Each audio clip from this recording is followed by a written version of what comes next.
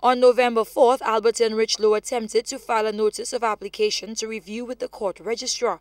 The application was rejected for lack of an affidavit.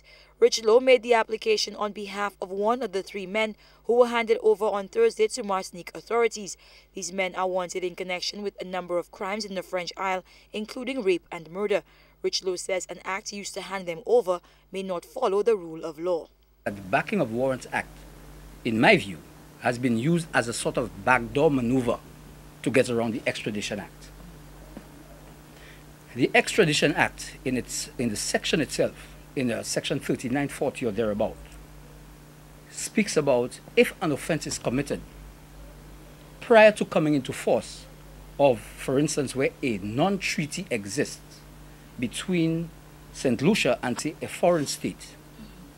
Any act committed before the coming into effect of that piece of legislation, that piece of legislation would not be applicable to that act. Richeleau says he is only concerned with doing the right thing. As that relates to the rule of law, his is a question of timing. His argument, the Backing of Warrants Act had been on the books since 2004. Why was it enacted only in September 2008? You have a Backing of Warrants Act there from the year 2004. Do not wait for an event and just spring it up. Put procedure in place, put the procedure in place. Do not wait for Canada to request for somebody or for Martinique to request for somebody and then you just jump out and just pull. That is my problem. Attorneys who appear to defend people convicted in the court of public opinion do not fare well here.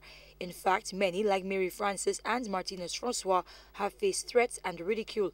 Richeleau says his concern is more about the rule of law and less with the guilt of the men involved in this case. If the fellas have done wrong, and they did wrong in Martinique, and the procedure is in place to have them surrendered, that is the words that they use, in my view, a euphemistic and another fanciful term for extradition, let it be done. But if you do not have it in place, and you're just seeking a policy reason, a policy decision, to have them sent back to Martinique in that way, this is obviously, in my view, going to cut to the bottom and the root of the rule of law. 3 men were extradited to Martinique on Thursday: Roger Hilaire, Danny Joseph, and Roger Avril.